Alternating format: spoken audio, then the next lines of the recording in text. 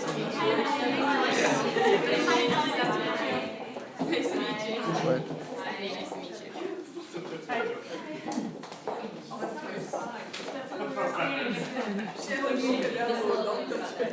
Nice to meet you. We're still waiting on it.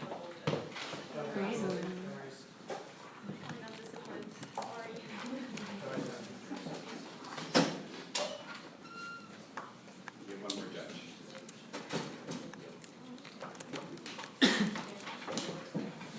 Good morning, everyone. My name is Chloe, and I'm the Executive Director for MMICC 2016. On behalf of the entire Executive Committee, I would like to welcome you all to MMICC 2016 Presentation Day.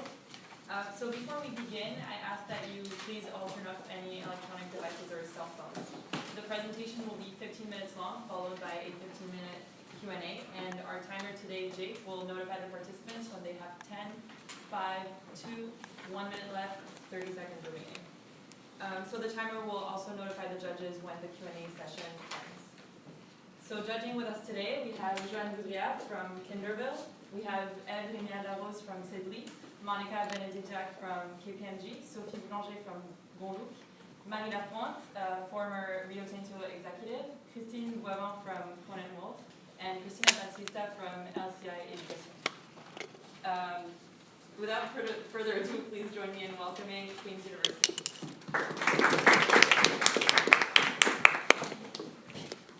Admittedly, I can't help but feel that maybe I've missed something over the last couple of years of business school. Maybe I wasn't there for that class that showed you how to sell out of a suitcase and then scale that to bringing in 9 figures of revenue a year. Maybe I slept through that HR class about how you structure a good corporate retreat at Burning Man. Maybe I just was sick during that lecture about how to so perfectly capture a slice of life in a product as everyday as sunglasses. But whether it's life or it's business, I think David Bowie said it best when he said, "When you lose your sense of wonder, of being alive, that's when you're on your way out." Good morning, ladies and gentlemen. My name is Visanth, and these are my teammates, Ellen, Alice, and Stephanie, and we couldn't be more excited to discuss Chili Beans here with you today. Because the fact of the matter is, Chili Beans is far more than an accessory company.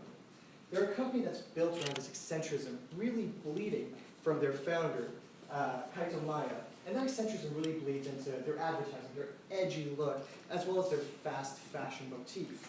And secondly, it's a brand that's really built around arts and culture, from music to fashion. And what that's done is built a love mark.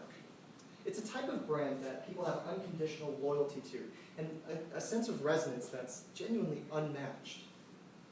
So as we dive into Chili Beans' situation a bit more, there's one real profound challenge that we need to answer. And that challenge is how Chili Beans grows in such a way that it does not dilute the value of its brand and operations. And within that overarching challenge are 3 key issues. Now those key issues start off with the increased competitive pressures that Chili Beans faces in its existing markets, the limited growth potential that it faces in domestic markets, and lastly, its undifferentiated offering in the US market. Now at the end of the day, the issues that a company faces is very much dependent on the industry it plays in. And this is an industry, the lifestyle accessory industry, that's in a state of flux. We're seeing a high amount of demand from an emerging middle class internationally.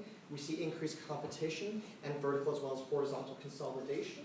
And then we also see a greater presence of technology in what was typically a very hands-on, physical, one-to-one retail experience. So with these things in mind, we'd like to present to you our 3 recommendations, what we like to call the 3 Ds. And these are very much rooted in the key challenges facing Chili Beans today. So in response to increased competition, we advise that Chili Beans defend its market leadership and do so by augmenting its product positioning. Our second recommendation to expand the limited growth potential in domestic markets is to look at market entry opportunities in high-value international options.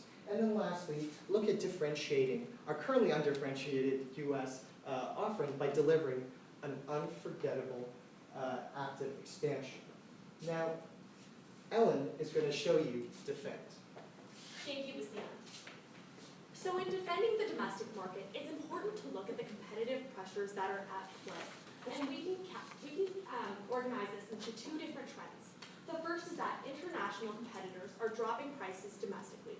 Luxottica recently acquired a large manufacturer of sunglasses in Brazil, and this allowed for them to lower their costs, but also to pass on these cost savings to customers. Additionally, they implemented different pricing options so that customers can pay in installments, making their products a lot more affordable to the Brazilian consumer market. The second trend is that similarly positioned domestic companies are expanding, and we see this in the case of Óticas Carol. What happened here is that the second largest manufacturer of sunglasses in Brazil was acquired by a PE firm, resulting in the expansion of 160 physical locations within the span of 2 years. So in light of these competitive pressures, what should Chili Beans do? We recommend that they introduce a premium product line, and this is to fortify brand value. We see that currently, Chili Beans isn't capturing Class B customers as they're known to Brazilians. These customers have higher purchasing power, and they're able to spend more on goods such as watches, such as sunglasses. By capturing these customers, what will we do? We can increase our real and perceived brand value. And this improves customer stickiness, as it's known that higher perception premium brands encourage customer loyalty, as well as have that love mark connotation associated with them. And this really fortifies the synergistic relationship between our flagship stores and premium products. They reinforce one another, and it also helps us hedge against competitive pressures.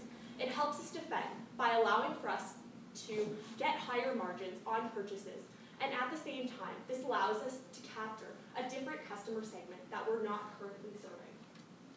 So how are we going to do this, and what will it do to our brand? What it will do is help us develop a premium brand perception by offering 1 to 2 products in each line that are premium. What we can effectively do is we can capture these Class B customers while retaining our current customer base. These products will be priced between 1.5 to 2 times what they are currently to ensure accessibility across all fronts. And how are we going to do this? We're going to justify our price increases through increases in product quality. And there are a few dimensions of product quality, the first of which is the quality of design. And we plan on exploring alternative designs that are also seasonal. And the 2 other dimensions include improving the quality of the product through raw materials, using better materials, and at the same time, improving the technology of the watches, which will help us slowly adjust and make the move towards being a more premium price competitor. So with that in mind, defending isn't enough. What we must also do is we must look for other options. And how can we do this? We can develop. And with that, I'd like to pass it off to Alice. Thanks, Ellen. So today, Chili Beans has enjoyed extreme success within its domestic market. Right now, it's captured 66% of the Brazilian market and has established a strong foothold in each of the 5 regions. However, with this extreme penetration comes some limitations. Specifically, their growth within Brazil is limited, since they've already captured so much of the existing market. In order to continue our growth, we've come up with 3 strategies, 2 of which are domestic and 1 of which is international. Domestically, we can expand to wholesaling to retailers. We can also extend our product line. Internationally, we can expand internationally through franchises. We've assessed our 3 alternatives we've assessed these 3 options with 3 key criteria: brand alignment, ease of execution, and market potential, and conclude that expanding internationally through franchisees is the way to go. In order to pursue this, we'll have to attract good franchisees. Currently, our way to find these franchisees is very reactive. And in order to combat this, we'll place a link on a highly visible portion of our website that links to resources for potential franchisees. This way, we'll be able to capture franchisees who are on the fence about joining us as a partner, people who really embody the brand, who love it, but don't know enough about the program in order to participate. Once we have these franchisees, done this by segmenting our international markets into two groups. Our high-priority international markets have cultures that are very aligned with our brand values. And our medium-priority countries are experiencing extremely high growth and will continue to reactively onboard our partners from that. And doing this, we'll be able to strategically allocate our resources. And while we strive to proactively onboard our partners from high-priority countries, what do we do when we can't find any partners, especially in the case of the United States, which also happens to account for 20% of the total global market? Stephanie will now walk us through how we deliver our brand. Thanks, Alice. So now let's take a look into the U.S. market. The magic of the Chili Beans brand is what really makes the company the company. In our rapid U.S. expansion, we were focused on really trying to replace that partner that we couldn't find. So we really focused on operations. We were trying to deliver operations. But what we're actually really good at is delivering the brand. And that's what Chili Beans should really be focusing on. So from a business lens, we experienced two aspects. One, there was extremely high upfront costs in both opening a store, but also in the overhead. 80% of our overhead came from higher rent and higher payroll. So what does that mean from a customer perspective? Well, there was low customer loyalty, there were fewer brand touch points, and there was also a generic expansion strategy. With all of that said, the US maybe hit a few bumps in the road, but there's definitely a lot of opportunities still to be captured. There's a huge appetite for loyalty. US customers not only represent 20% of the market, but they can be insanely, crazily attached to a brand. And what they demand is experiences. And we've seen experiential marketing generate greater than 10 times ROI. So what does that mean for Chili Beans? Where do we go? Well, what we want to do is really bolster the e-commerce strategy by introducing two aspects. One is to launch the Chili Club, a one-of-a-kind subscription box model. And really to complement that, by bringing the physical brand into it, by having kick off our pop-up shop tour around America. So expand by being the Chili Club will be able to really capture brand loyalty, but most importantly, the pop-up shop is used as as a marketing tool to really drive traffic into both e-commerce as well as the subscription model. So let's dive a little bit deeper into part one. Well, our subscription boxes are really primed for growth. In the past few years in the US, we've experienced 8 times growth in this market. And not only that, but contrary to what we might think, that fashion products, it's hard to buy online, well, actually, there's been almost 20% growth in fashion e-commerce. So that's a trend that we really want to capitalize on. So maybe let's dive a little bit deeper into the how. So looking into subscription boxes, well, what does that look like for a customer?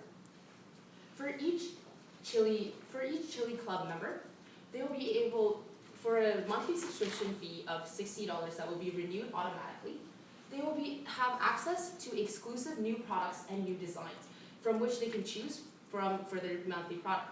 But they also have the option of the Surprise Me button. And that allows Chili Bean to really push their international bestsellers for their new and innovative designs.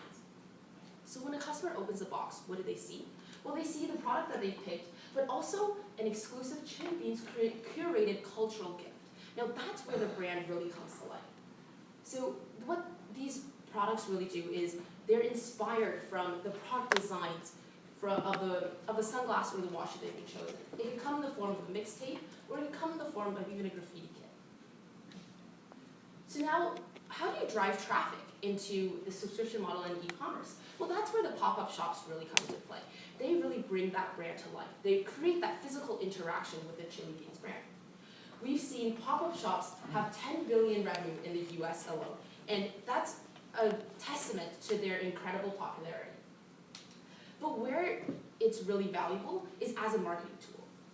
It's incredible allowance for US market. 65% of US marketers have seen a direct sales lift in their core channels through implementing a pop-up shop strategy. So what do these pop-up shops do? Well, they'll be run by specialized retail employees who really embody that brand. It allows customers to pick up a sunglass, try them on, to really see, touch, and feel the brand. Through our 3 parts pop-up shops bring the brand to life. The Chili Club incentivizes loyalty, and e-commerce, well, that can just capture all the sales potential. But looking at it from more of a marketing perspective and more of a long-term view, what this strategy allows us to do is really gauge the demand in the US market. We can see where our demand is the most popular, and that sets us up for future point of sales penetration and allow us to capture this 20% of the global market. So now I'd like to pass that off to Bassam to take a more high-level view. Awesome. So when we discuss implementation, we really wanted to simplify things and look at two main phases. The first phase being to defend and develop, the second being to deliver. Now, the first phase starts right off the bat just due to long-term processes that back-ended, such as research and development, planning long-term partnership tools that genuinely take time, and such as to not overload the company's resources. We wanted to stagger the deliver phase approximately 3 quarters later, and also to give our team more time to really think through the brand intricacies. Now, from a financial level, our main objective, our main target was to return the company to its 30% growth rates, and we were able to do that through the recurring revenues, which really was a huge revelation when working through the financial models here. And lastly, when we come to the conclusion, we ask what we've talked about. We've identified 3 core issues that affect Chili Beans. We've talked about our defend, develop, deliver strategy that mitigates against this, and we've seen how we can drive successful outcomes. And ladies and gentlemen, I don't know about you, but to me, it sounds like a pretty good recipe for a hell of a chili. Thank you very much. Appreciate it.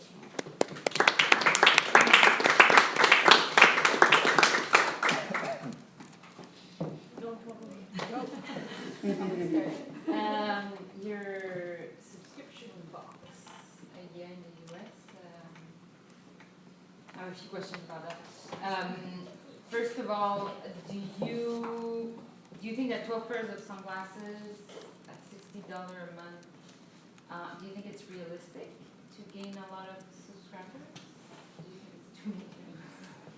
Yeah, that's a really good question. So we've given a lot of thought because there is such a thing as subscription fatigue, right? Exactly. Exactly. So I've seen a number of things that combat against that risk. The first is the fact that this subscription is based on monthly payments, monthly engagements that you can opt out of if that fatigue lays in, but admittedly that's not the best case. The best case is that we keep things exciting. So one of the big things is that our subscribers have the option to choose what they want. And given the frequency of our different styles, we think that it creates a bit more of an exciting offering, whether they want a watch or a sunglass on a given month. They have so many more styles to choose from than any other competitor could ever offer them. Beyond that, we really pride ourselves on that cultural gift. That's something that, is such a unique value proposition that really builds off of what this company's core competency is, and its biggest asset, its brand. I mean, there's something unique about the eccentricity of this brand and what we offer, and to be able to package that and give someone a customized gift on a monthly or regular basis that really is their go-to for culture, I mean, that's priceless. Okay, and in your financial model, how much emphasis did you put on that subscription box? Like, what's your unsubscribe rate? What's your customer lifetime value? Would that how much emphasis did you? Does everything in the US depend on that box? Yeah. Yeah. Yeah, so I think perhaps maybe understand the question a little bit more. So what you're trying to say is all of our projections from the US really just dependent on the box? Yeah. So I think what the beauty of this strategy is that it's really 3 pieces, and they all support each other in the same way. So the subscription box is really just one method, and that's just to capture that brand loyalty and to really work on that. But their e-commerce platform currently sells in both the Brazil and the US. So I think what we want to take is to maybe one step back and maybe not think of this as a subscription box purely strategy. It's more of a holistic e-commerce strategy. So it comes from driving traffic to the e-commerce brand. So perhaps for those customers who may not want 12 sunglasses a year, who maybe just want 1 or 2, or maybe just 1. So I think that's where that bucket almost captures it. So that one-off e-commerce aspect. But then if you want, when the brand becomes a love mark and something that they really want to see in their life almost every month, then that's where they move almost to the subscription box model. And then the pop-up shops really reinforces that brand perception and those touch points with the customer. and allows them to kind of see, touch, and feel the products. And so it's more of a three-pronged e-commerce overall strategy, rather than just a subscription box. Can you take us through your rollout plan? So right now we're in 2 states. Are you starting with the pop-up shops? Are they going only in those states? Are they going across the country? Are we launching a subscription box at the same time? To Sophie's point, what's your percentage of people who are actually going to register to the subscription, and how are you going to attract people to the website? Sure, absolutely. Sorry, many questions. Yeah, that was a follow-up. Rollout's Very fine. like- Cool, so we'll break it out into 2 components. We'll start off with the pop-up shop. Yeah. So in terms of rolling out the pop-up shop, what we want to do is essentially fortify the 2 major flagship locations, so LA and Miami. So essentially go cross-country between those 2, and we've incorporated the distance, the timing of that. Roughly anticipate between 10 to 20 cities to be in that radius that we could travel to within a year. So that's essentially how we roll it out. It would be cross-country. It would be really about identifying, okay, what are the top spots or cities or towns or whatever that drive high travel, that maybe have potential for appreciating this brand and driving future adoption of this brand online, or just encouraging loyalty moving forward. So that's one piece in terms of the rollout. In terms of the actual subscription box, that will be rolled out at the same time. It will be very concurrent. As Stephanie mentioned, this is a very holistic, complementary strategy in terms of having the pop-up shop drive physical touch points to then drive traffic into our e-commerce, and our subscription box strategy when we're really only operational in a handful of stores right now in the US. So that's what I would say to that. There were a number of other questions. If you could just remind me. So start with the pop-up shops across the country, roll out the subscription box at the same time, and then by doing this, we think we're going to drive enough traffic to our e-commerce That's right. to generate the amount of sales that you guys put there. Yes. Thank you. So that's your third strategy. Yes. And I guess I just want to touch on the first one, defend, which is you Mhm. mentioned developing a premium brand. Did you do a gross margin analysis versus the traditional brand that we have right now, and now this new brand that you're trying to sell us? This premium brand? Yeah, so that's a great question. As of right now, we haven't evaluated the gross margins. That's only because there's going to be many different variations of products, so it's not a single one. It depends on the line as well as the theme. But if you look currently on the website, there are higher priced products that are 1.5 to 2 times the price of other products. And I think the main point here is that our price increases are justified. So it's not that we're simply increasing prices, we're relying on increases in quality, increases in product design, technology, as well as materials to sort of bolster that. So customers will see value in our premium products. So they'll see something different. The brand.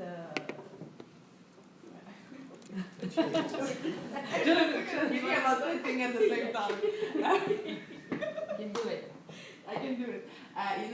The chili bean brand, it's pretty much like not a party brand, but it's very much a lifestyle brand. And I'm not sure about going premium, because you can have premium brands like Prada and Chanel, and that scream for me like premium and quality, and so I'm not. I want to know why. I really want to know why you've been going to that route, because the optical market is already cluttered with luxury brands, and also there's we're talking about luxury brands such as Chanel, but in terms of glasses, you can have Persol, which I think is very perceived as high-end, in the lens segment. So I'm not sure. I want to understand better why you went to that premium market. And the feasibility of moving the brand up, Yeah. which is Absolutely. hard. So I think the way that we see this brand movement really comes from focusing on what our brand represents and who our brand targets. So our brand targets exactly that, the eccentric, and maybe let's not use the word party, but a synonym for party. So that's what our brand targets. But now if I were to say to you Dior, Prada, Ray-Ban, those aren't necessarily the brands that you associated with what our brand represents. So I think that's where we really separate ourselves, is that we're not really going for that prestigious, maybe corporate feel, or maybe not so corporate, but that high-end fashion design feel, but it's still that eccentric, that loud, that crazy, that party feel, but it's more of capturing the high end within that segment. So I don't think we're losing any of our core brand values, which is music, culture, and fashion. I think we're still keeping within there, but we have such a special product that's within that niche, and I think it's a premium within that niche. And that's where we kind of separate ourselves. Do you think there's a risk for current customers to get offended by the fact that we're not charging way more and maybe decide not to buy into our brand anymore? Absolutely. So let me address the question, but perhaps clarifying one aspect. So the move into the premium products isn't let's price all of our products premium. Let's move half of our products premium. It's more so taking those thematic collections and having one or two showcase pieces. And if you imagine how the store would look like, the thematic connection would be in the front, and maybe on a slightly risen platform would be the two main products. And it's almost used as a marketing tool, and it's used to try to derive that halo value from it so that we can proliferate on all of our rest of our brands. But majority of our products will still be priced at what we would normally be priced at, but it's really to drive, maybe not so, this would increase the margins, but majority of it is more to drive that halo value towards proliferate around all the rest of our brands. We have 5 minutes, guys. In your financials, did you guys account for, what did you guys account for this, like to launch a new brand to a new market? What is your financial model to do this? Like, how are you financing it?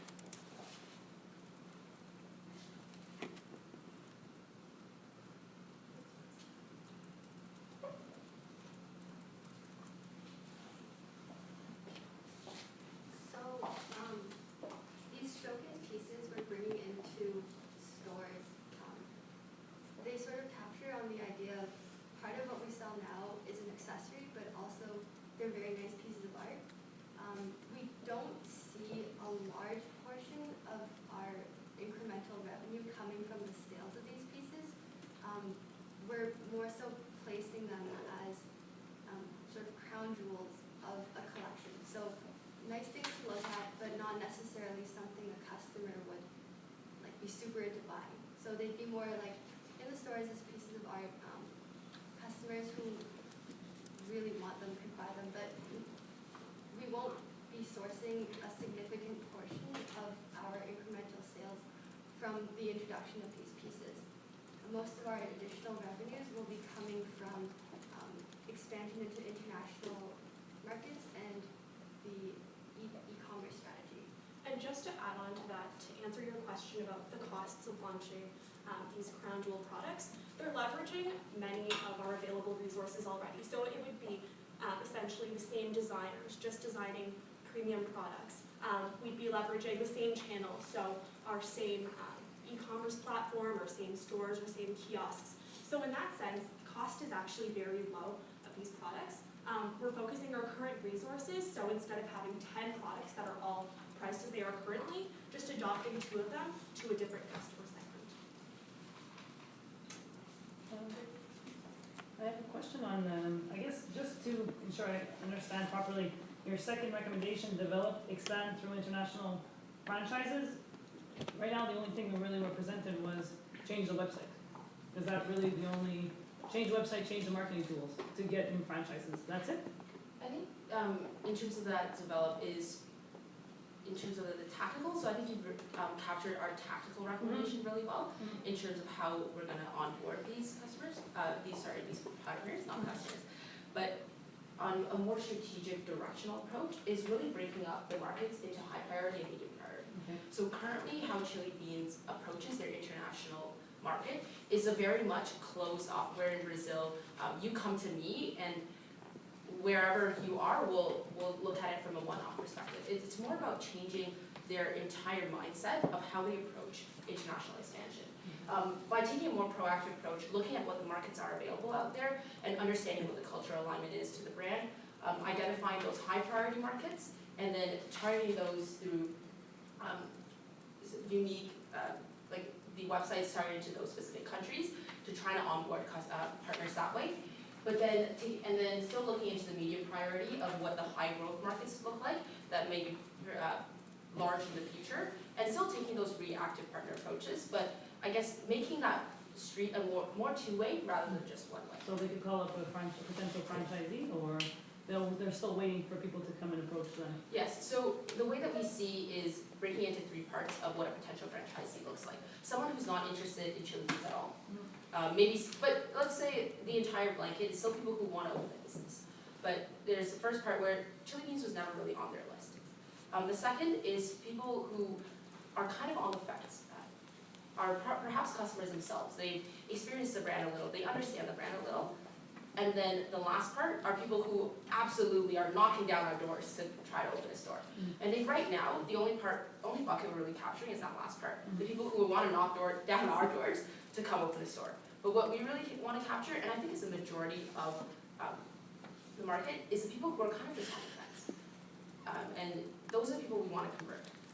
And to touch on why we're not really targeting that first bucket and why maybe we aren't hosting information sessions and going on those franchise websites and participating in franchise conventions, is because what makes a chili bean store so successful is that brand piece and that love for the brand. If someone who isn't really interested in the brand, who don't really understand it, that's not really the people that we want. And that's where international expansion might grow too fast and we kind of lose track of what's really important. Unfortunately, that's all the time we have for questions. Thank you. Thank you for your presentation, Chase University. We now ask the audience to make